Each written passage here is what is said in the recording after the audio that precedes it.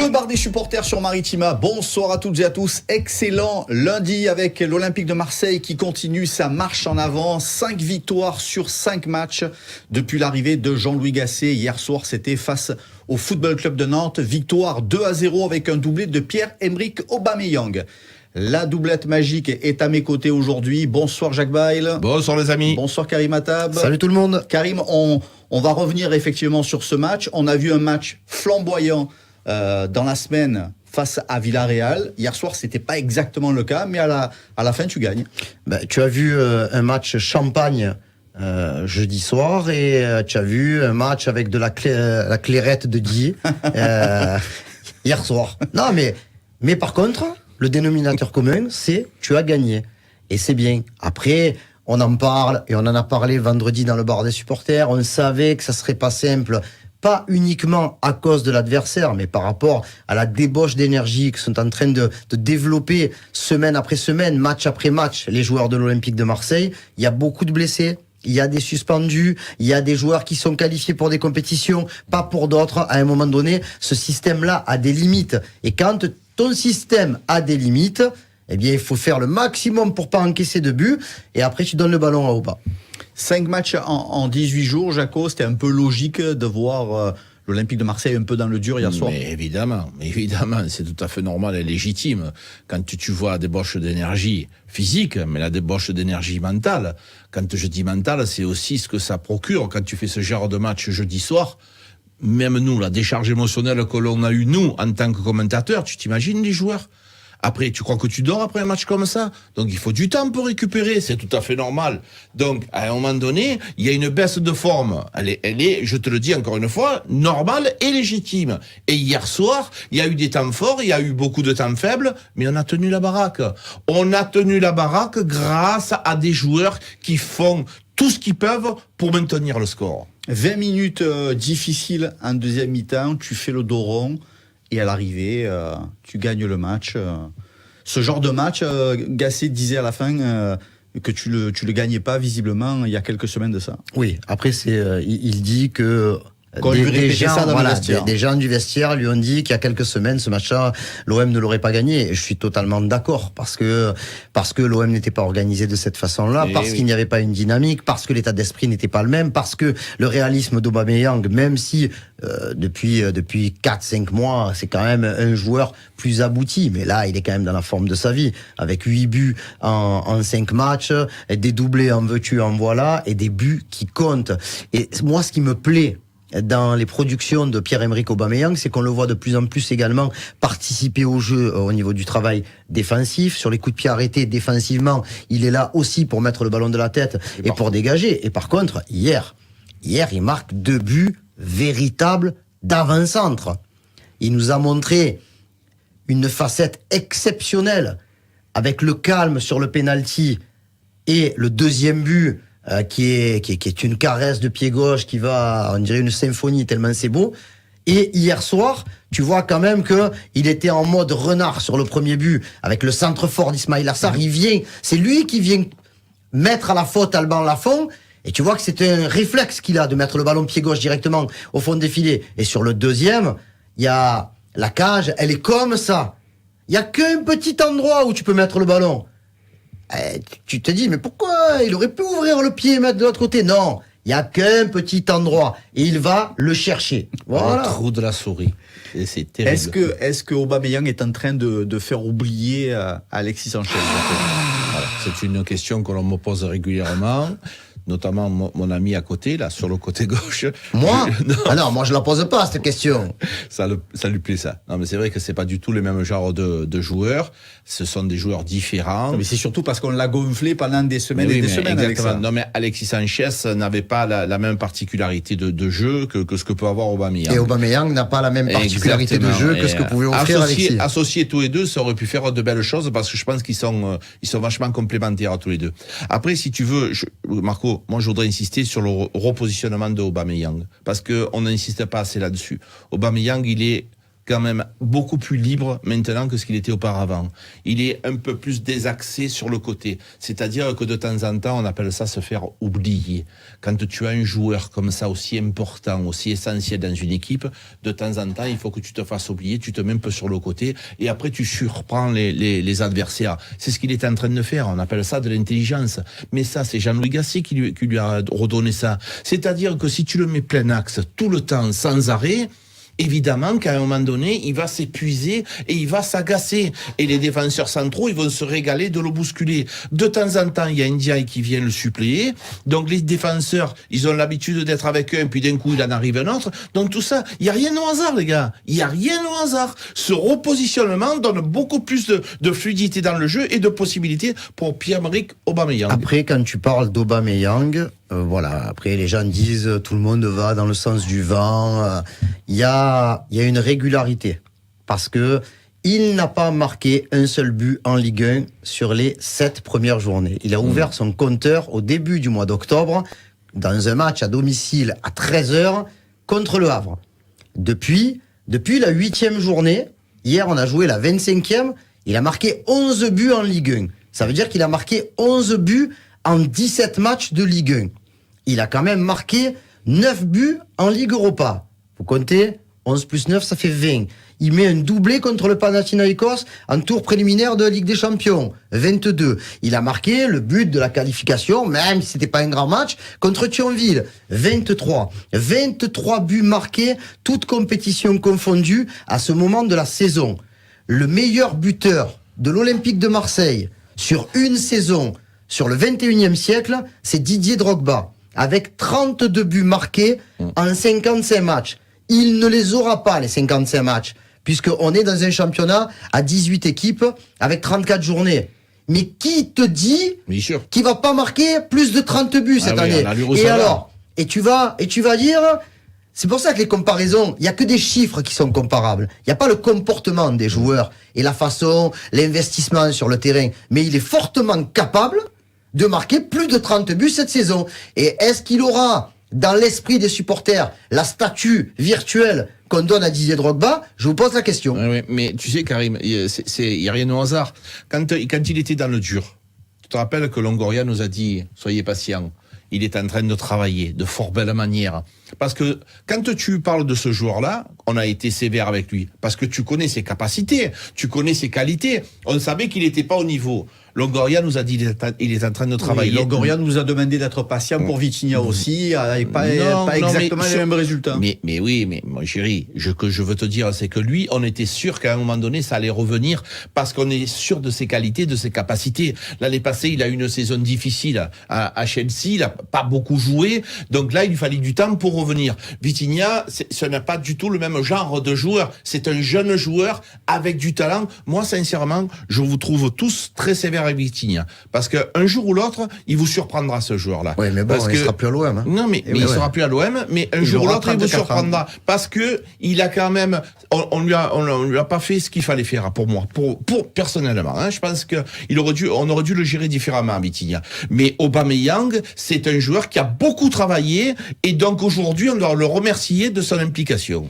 Des bobos, de la fatigue. Hier soir, Gasset a fait tourner un petit peu son effectif. Il y a besoin parce qu'il y a encore un double match cette semaine. Oui, un double match qui sera différent du double match qu'on vient de vivre au Vélodrome contre Villarreal et contre Nantes. Là, tu vas à Villarreal et ensuite tu vas à Rennes. Contre Nantes, c'était très important de gagner. En plus, pour garder le contact avec les équipes de tête, voire se rapprocher, ce que l'OM a réussi à faire. Contre Rennes, dimanche prochain, tu vas jouer contre un concurrent direct pour une place, une qualif en Coupe d'Europe. Tu n'es pas à l'abri, encore une fois, qu'il y ait des résultats favouilles pour les équipes du haut, parce qu'il me semble qu'il y a un match, un gros match entre deux équipes qui sont en haut. Je sais pas si c'est pas Brest-Lille. Oui, exactement. Voilà. Et par contre, le match de jeudi, il est super important. Mais t'es pas dans le même contexte que jeudi dernier. Oui. Jeudi dernier, t'as démarré, il y avait 180 minutes à jouer, il y avait 0-0. Là, il reste 90 minutes plus le temps additionnel et tu mènes 4-0. Alors, encore une fois, on ne va pas dire ce qui n'est pas vrai. Parce que là, aujourd'hui, l'OM n'est pas qualifié pour les quarts de finale de la Ligue Europa. Mais il y a quand même beaucoup plus de chances qu'on soit au tirage au sort plutôt qu'on suive le tirage au sort de l'équipe de Villarreal. Donc, je pense que la gestion sera différente. Est-ce que le match le plus important de la semaine est celui de Villarreal ? Je suis pas sûr. Alors que la semaine dernière, le match aller contre Villarreal était sans doute le match le plus ciblé entre Villarreal et Nantes. Jaco, est-ce que tu as trouvé des Marseillais un peu émoussés, justement, hier soir ? Oui, mais bien entendu, on le disait tout à l'heure, Marc, et comment tu veux ne pas être émoussé ? C'est normal, c'est logique. Il a fait un turnover aussi, il y a des joueurs qui ont été fatigués, notamment Klaus qui a été pas sur le banc, en tribune. Il y a beaucoup de fatigue, mais c'est normal. Moi, ce que j'ai du mal à comprendre, c'est que les gens, tu as vu le match qu'ils ont fait, attention, mais les gars, on va pas gagner, je vous rassure, on va pas gagner tous les matchs. C'est impossible, impensable, ça. Qui a été émoussé hier soir, Jaco ? Eh ben, il y a des joueurs qui ont très peu joué, notamment en deuxième mi-temps. Quentin Merlin, quand il est rentré, il a pas été bon. Garcia n'a pas été bon. Je te trouve sévère avec Quentin Merlin. Moi, je le parce que trouve sévère. Ça fait plusieurs matchs où tu l'alignes. Souvent. Il y a des joueurs qui ont pas encore cette qualité. Moi, j'ai aussi peu apprécié le match Mété. C'est difficile sur ce couloir-là. C'est pas son poste. Il a eu beaucoup de mal sur le côté avec Moses. Donc voilà, il y a des joueurs effectivement qui ont été un petit peu en dessous, mais heureusement les gars, heureusement, on ne parle pas assez de notre défense centrale qui est tout simplement magique. Stratosphérique, comme il dit Karim. Balerdi Mbemba, mais on ne se rend pas compte. Actuellement en France, mais qui est meilleur que nous ? Après un devant, tu as un Pape Gay qui fait un travail admirable, parce qu'avec ses passes, quelquefois il rate ses passes, je vous l'accorde. Mais c'est pour pouvoir trouver quelque chose, parce qu'il est capable de couper les lignes. Il sort, il arrive au Kondogbia. Mais cette équipe, les gars, il y a très peu de joueurs qui sont en dessous. Mais moi, pour répondre à Karim, Quentin Merlin, je le sais, je vous le rassure, c'est du très très très bon joueur. Au-dessus de beaucoup de joueurs. Aujourd'hui, il n'est pas à la hauteur de ce qu'il sait faire. Et vous serez surpris par ses qualités. Non, mais c'est pas ça. Non, mais moi je trouve que tu es un peu dur parce que voilà, dire qu'il a pas été bon jeudi, on n'est pas sur il a pas été bon. C'est il peut mieux faire. C'est pas la même chose de dire il a pas été bon et il peut mieux faire. En plus, c'est difficile de le juger sur le nombre de minutes qu'il a joué hier. Franchement, mis à part Kondogbia qui est rentré directement dans son match et qui a influencé le résultat final par ses interventions défensives et par l'ouverture pied droit qui amène le deuxième but d'Aubameyang, c'est difficile de dire. C'est comme si tu me disais Moumbagna. Ah ouais, mais bon, Moumbagna, je vais te dire, il a eu un ballon, il a voulu frapper à tout prix. Eh oui, non mais bon, mais Moumbagna, je le connais pas beaucoup. Oui. Et Quentin Merlin, je le connais. Ah ouais, mais nous aussi on le connaît, Jaco. Quentin Merlin, je crois que quand Nantes qui joue, on tourne la tête. Je sais de quoi il est capable. Moi, pour l'instant, c'est insuffisant, totalement insuffisant, mais ça reste un joueur de qualité que je suis sûr et certain qu'il nous fera autre chose. Après, ce qui est intéressant, c'est que même dans ce contexte compliqué, avec des joueurs émoussés, des joueurs en manque de rythme, tu as quand même, ça a quand même permis la récupération pour Jonathan Klaus. Ça a permis la récup pour Quentin Merlin. Ça a permis la récup pour Geoffrey Kondogbia. Et oui. Voilà. Donc là, tu en as 3 qui vont revenir logiquement dans le 11 pour le match de Villarreal. Après, il y a des interrogations sur le quatuor offensif. Parce que Harit joue beaucoup. Aubameyang joue beaucoup. Mais bon, le problème, c'est que il a expliqué hier, Jean-Louis Gasset. Il a parlé d'Aubameyang et de Sarr. Il dit, ce sont vraiment 2 joueurs qui jouent beaucoup. Peut-être trop. Mais on a vraiment besoin qu'ils nous donnent leur maximum, soit pour marquer, soit pour faire des différences, parce que Ismaïla Sarr, il marque pas, mais il démonte, hein, je te le dis, hein, parce que l'action du premier but, elle est à 80% pour lui. À un moment donné, Jaco, à la 83e, il dit, c'est bon, il en peut plus, il n'arrivera pas. Et il n'arrivera pas, il prend le ballon, il tente un grand pont sur 2 mecs, qu'il réussit, hein, donc la puissance, elle est là. À un moment donné, je suis d'accord, il faut les faire reposer. Mais aujourd'hui, t'as pas énormément de choix. Je pense que il devrait y avoir une gestion, mais pas de là à dire Sarr sur le banc, Aubameyang sur le banc, mais peut-être les faire jouer 1 heure sur le match de jeudi, 18h45. C'est important aussi. Tu joues pas à 21h pour la récupération. Ils vont rentrer, ils vont dormir un petit peu plus tôt. Et il y aura un match dimanche. Et ensuite, c'est la trêve.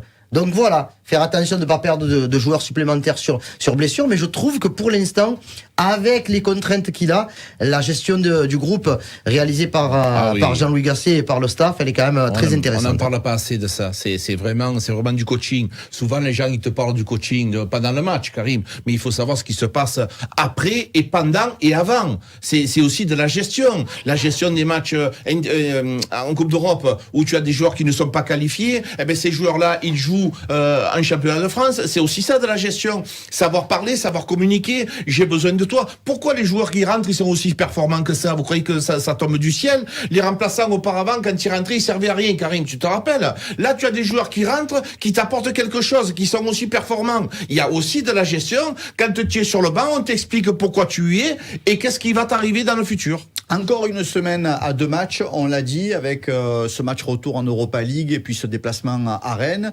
Et puis encore des matchs à enjeu, Paris, Lille, Nice. Les matchs à enjeu sont pas prêts de s'arrêter pour l'Olympique de Marseille. Ouais, mais ce qui change avec ce championnat à 18 clubs, c'est que la semaine prochaine, tu vas jouer la 26e journée. Tu commences à te rapprocher déjà un petit peu, c'est pas le sprint final, mais la dernière ligne droite, tu commences à la voir.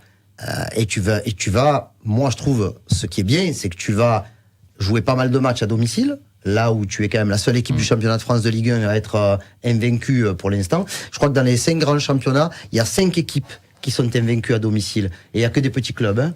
Donc voilà, il y a que des monstres.